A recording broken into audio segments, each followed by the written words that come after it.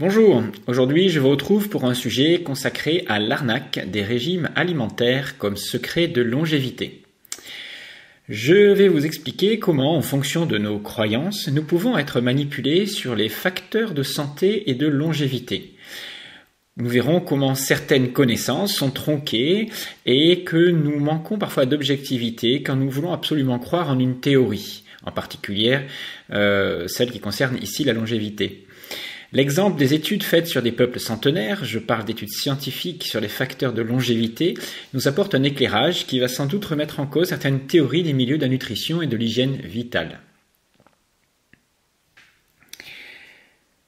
Il existe dans le milieu de la naturopathie, de la nutrition ou des médecines alternatives une volonté de prouver qu'il existe un mode de vie idéal qui apporte bien-être, santé, longévité. Chacun cherche à prouver que son système, son mode de vie, est le plus efficace pour améliorer notre santé et donc notre longévité. Pour cela, la démarche est souvent la même. On choisit dans le monde un peuple de centenaires et l'on observe sa façon de vivre, en particulier le lieu où ils vivent ou plus précisément sur leur mode alimentaire qui est souvent le plus étudié, comme si l'on pensait que c'est le facteur de longévité le plus important. Nous verrons d'ailleurs dans le deuxième épisode de ce podcast qu'il n'en est rien. Je vous parlerai des études faites dans ce que l'on appelle les blue zones, les zones de longévité, où l'on vit le plus vieux dans le monde. Et vous verrez que si la longévité est multifactorielle, on peut attribuer la prépondérance des causes de cette longévité à bien d'autres facteurs que l'alimentation. Alors, de ces observations des peuples dits centenaires, il est facile d'en déduire certaines vérités qui ne sont en réalité que des croyances, car l'analyse est souvent trop partielle. C'est comme cela que vous avez entendu dire que les Crétois ou les habitants de Sardaigne doivent leur faible taux de mortalité par maladie cardiovasculaire à leur consommation d'huile d'olive ou d'oméga 3, et que les habitants d'Okinawa vivent centenaires grâce à leur frugalité, leur alimentation à dominante végétarienne et riche en soja fermenté, Okinawa étant une île du Japon. Le soja, d'ailleurs, qui est accusé de tous les maux en Occident, serait une panacée pour eux ici. Alors je ferai justement un sujet sur le soja pour éclairer tout cela. Peut-être aussi avez-vous entendu parler des Abkhazes du Caucase, qui eux doivent, selon certains hygiénistes, leur longévité à une grande consommation de fruits et de légumes crus riches en antioxydants. Vous connaissez aussi sans doute la vallée des Hunzas, un peuple qui atteint des âges canoniques, soi-disant parce qu'ils jeûnent chaque année et consomment des noyaux d'abricots censés contenir un composé anti-cancer, connu aujourd'hui sous le nom d'amygdaline, que les laboratoires ont tenté d'ailleurs de vendre comme molécule de jouvence. Pour ces deux derniers peuples, il s'avère que les récentes révélations scientifiques sur leur longévité ont été invalidées. En réalité, la plupart des habitants ne connaissaient pas correctement leur âge. Mais les naturopathes et autres passionnés de nutrition, les hygiénistes, les mouvements crudivores, etc., animés par leur quête de jouvence, sont avides des secrets de ces peuples centenaires afin de trouver les preuves que leur système alimentaire est le meilleur. C'est d'ailleurs une démarche que moi aussi j'ai faite, d'observer comment vivaient tous ces peuples, de collecter toutes les études et les rapports faits au sujet de leur façon de vivre pour en déduire des connaissances qui pourraient nous être utiles. Et la démarche est intéressante. Mais nous avons très vite fait de tirer des conclusions hâtives et simplistes, comme par exemple des croyances telles que l'huile d'olive préserve des maladies cardiovasculaires, ou le végétarisme fait vivre plus longtemps, ou le soja fermenté ou le noyau d'abricot sont des aliments miracles si l'on observe ce que je vous ai décrit tout à l'heure. Alors pour étayer leur thèse, chaque courant d'idées va choisir ses études, celles qui l'arrangent le plus, son peuple centenaire, qui a des valeurs qui correspondent aux leurs. Les végétariens vont prendre en référence un peuple de centenaires qui mange surtout végétarien, par exemple les Hunzas. Les crudivores, un peuple de centenaires qui a une alimentation à dominante crue, par exemple les Abkhazes. Les anti-laitages vont choisir les habitants d'Okinawa, qui n'en consomment que très peu. Et certains nutritionnistes vous diront que ce sont les peuples où on consomme le plus d'antioxydants, de fruits, que l'on vit le plus vieux. Et vous avez même les viticulteurs en France qui vous expliqueront que le French Paradox des Français du Sud-Ouest, c'est-à-dire ceux qui ont très peu de mortalité cardiovasculaire alors qu'ils mangent beaucoup de graisses saturées de cholestérol, c'est parce que le vin rouge qu'ils consomment contient des tannins et des polyphénols. Cette théorie, d'ailleurs, qui a été véhiculée par les nombreux scientifiques dans les années 2000, a même fait le tour du monde et est aujourd'hui plus du tout d'actualité. Ce n'est pas parce qu'il y a des tannins et des polyphénols ou des produits miracles ou intéressants pour l'organisme dans un aliment que cet aliment est un produit miracle. Ces molécules dites bénéfiques ne vont pas empêcher d'autres molécules nuisibles d'atteindre notre organisme. Je pense ici à l'alcool. Ce n'est pas parce que dans la manite phalloïde, vous trouvez énormément de vitamine B intéressante pour l'organisme que cette amanite phalloïde n'est pas toxique pour vous. Alors, observation faite par les courants. Alors, les observations faites par tous ces courants sont basées sur des corrélations. Deux éléments qui évoluent en même temps ne signifient pas qu'il existe un lien de causalité entre eux. C'est-à-dire ce n'est pas parce qu'il y a un de ces éléments corrélé à l'autre que l'un donne forcément l'autre. Par exemple, on a attribué l'augmentation du nombre de cancers du sein après-guerre à la généralisation du soutien-gorge élastique.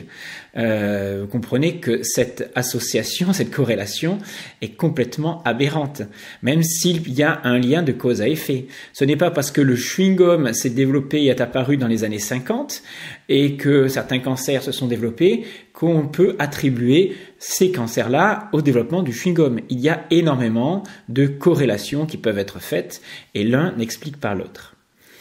Mais c'est parfois sur ce type de raisonnement aberrant, pseudo-scientifique, qu'on essaye de nous vendre une molécule qui se trouvait dans tel et tel aliment, qui a bénéficié à tel et tel peuple, et voilà, qu'on vit avec ce genre de baliverne.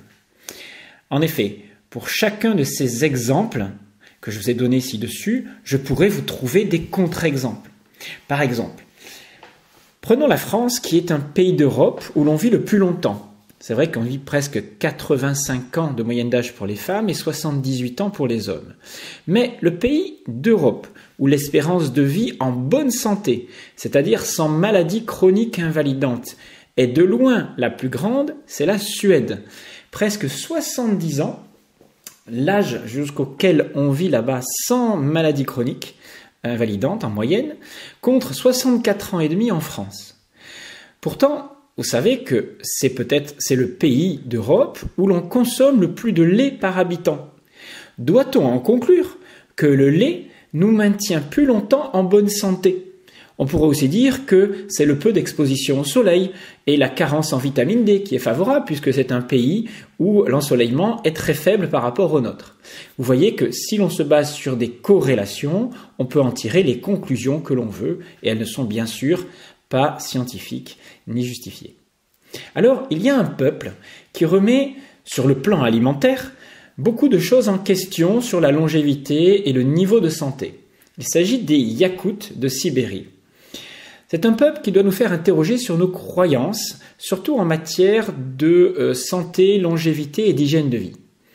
Connu pour avoir une espérance de vie supérieure à la nôtre, même si, comme vous le verrez dans l'article qui suit, les chiffres peuvent être un petit peu surestimés, sachant qu'on ne connaît pas exactement l'âge de ces peuples, mais en tout cas les chiffres sont proches de ceux qui sont donnés. Les Yakoutes vivent en Sibérie, dans ce que l'on pourrait appeler un paradis terrestre un peu particulier, puisque la température passe de 37 degrés en été à moins 60 en hiver. L'été y est effectivement très court, et les Yakoutes ne consomment pratiquement pas ni de fruits, ni de légumes, ni les Yakoutes, ni les fruits, ni les légumes d'ailleurs, n'ont le temps de s'habituer à ce climat-là.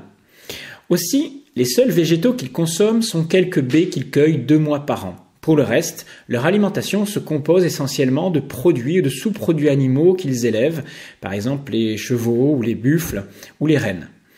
L'énorme proportion de chair animale qu'ils consomment impunément infirme l'hypothèse selon laquelle c'est la frugalité et le végétarisme qui assurent la vitalité des autres peuples centenaires. Alors, pour vous éclairer un petit peu là-dessus, je vais vous citer un passage d'un article qui décrit le mode de vie de ce peuple-là, avec l'exemple d'une famille. Donc ça, c'est un article que j'ai trouvé sur Internet de journalistes qui sont allés voir comment vivent ce peuple. Je cite « Le Toungouz Andrei Danilov a 102 ans. Toute sa vie, il a travaillé comme éleveur de rennes. Depuis que son peuple ne se construit plus des abris en peau de renne, il vit par moins 70 sous une tente de l'armée en toile de jute et n'en perd pas sa bonne humeur. Son père est mort à l'âge de 117 ans et sa mère à 108 ans. C'est sur ce point-là qu'il va falloir peut-être faire attention sur les chiffres, mais ils atteignaient des âges proches de 100 ans. Les amis d'Andrei, le couple Ariana et Afrosini, éleveurs de bovins, vivent dans une yourte. Il y a peu, âgés de 90 ans et n'ayant pas d'enfants, ils ont adopté une petite fille. Ils affirment ne jamais avoir été malades de leur vie. Le couple est persuadé que leur secret de longévité réside dans les 2 produits laitiers locaux, le kayhak, sorte de beurre très gras, et le kjortchek, du nouveau lait mélangé à des baies et congelé, consommé comme de la glace sous forme de galette. Mais le summum culinaire reste le stroganina, sorte de carpaccio de poisson cru congelé. Il faut veiller à ce que chaque tranche ait une couche de graisse, celle justement qui contient les acides gras oméga 3 connus pour renforcer le cœur et retarder le vieillissement. » Fin de citation. Alors c'est justement cette dernière phrase qui met une corrélation entre oméga 3 et renforcer cœur et retarder le vieillissement qui n'est absolument pas scientifique. Tout ce que l'on peut faire, c'est simplement observer un peuple et s'apercevoir qu'il mange beaucoup de viande, il mange beaucoup de poissons crus, il mange beaucoup de produits laitiers, très peu de légumes et de fruits. Ils ne sont absolument pas frugaux, puisqu'il leur faut beaucoup de calories et de graisse pour tenir dans ces conditions de froid extrême. Et pourtant, ils vivent relativement longtemps, au moins aussi longtemps que nous au niveau de la moyenne d'âge. On est loin, vous avez compris, des 5 fruits et légumes du jour qu'on nous recommande, d'une alimentation pauvre en graisses saturées qui est très décrédibilisée à l'heure actuelle. Ils consomment beaucoup de viande, de rennes, de cheval, de buffle, de poisson, et des aliments, et on est encore loin aussi de l'alimentation alcalinisante ou pauvre en lactose et en caséine qu'on nous recommande parfois.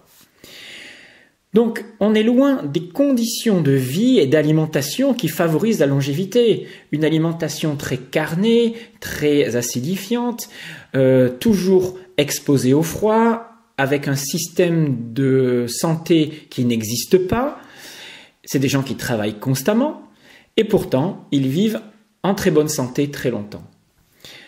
Vous avez un autre peuple, par exemple, qui défie aussi certaines lois qui nous sont un petit peu imposés ou donnés, même si tous ces mouvements, du crudivorisme, de l'hygiénisme, du végétalisme, etc., apportent des choses intéressantes, ce sont des choses qui sont remises en cause par des peuples dans le monde qui vivent en bonne santé.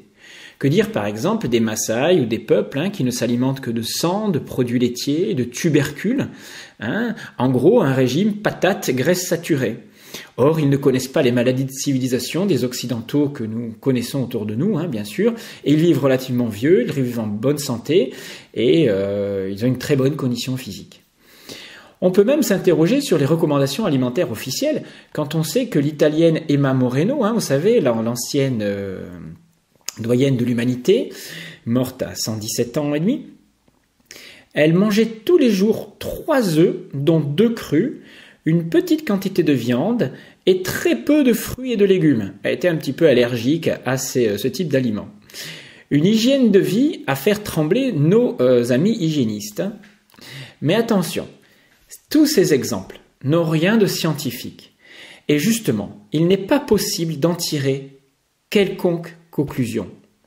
Cessons donc de croire que la longévité, ou la santé d'ailleurs en général, tient simplement à un mode alimentaire, un régime alimentaire ou à un aliment miracle, comme on nous l'a fait croire par exemple avec la baie de goji, avec le ginseng, avec la gelée royale. Bien sûr, vous comprenez que la santé est multifactorielle, mais on a tendance à se focaliser trop sur l'alimentation et l'influence qu'elle peut avoir sur la santé. N'oublions pas que Jeanne Calment, morte soi-disant à 123 ans, même si elle est morte un peu avant et que les chiffres ont pu être aussi là erronés, elle était proche du centenaire quand même, même si elle fait partie de la génération d'avant. Vous savez qu'il y a eu une polémique sur son âge canonique de 123 ans. Elle buvait quand même son verre de Porto au quotidien, a fumé le cigarillo jusqu'à très tard dans sa vie, et pourtant a réussi à vivre, même si c'est pas 123 ans officiellement, même si c'est encore le chiffre officiel, elle était proche de 100 ans. La moralité de tout ça, malgré tout, c'est qu'en matière de médecine, mieux vaut toujours rester prudent et éviter tous les dogmatismes. Vous découvrirez sans doute avec surprise dans le prochain podcast, ce que nous pouvons réellement définir comme facteur de longévité, c'est-à-dire qu'est-ce qui, à part l'alimentation, qui en est un, mais qui ne joue pas un très grand rôle comme vous allez le voir, quels sont les autres facteurs qui influencent notre santé et surtout notre longévité, qui font que nous vivons plus vieux. C'est ce que nous découvrirons donc dans le prochain numéro. À très bientôt, c'était Jean-Brice Tivan et retrouvez toute notre actualité sur alsacenaturo.com. Et n'hésitez pas à m'encourager. Abonnez-vous. Au revoir.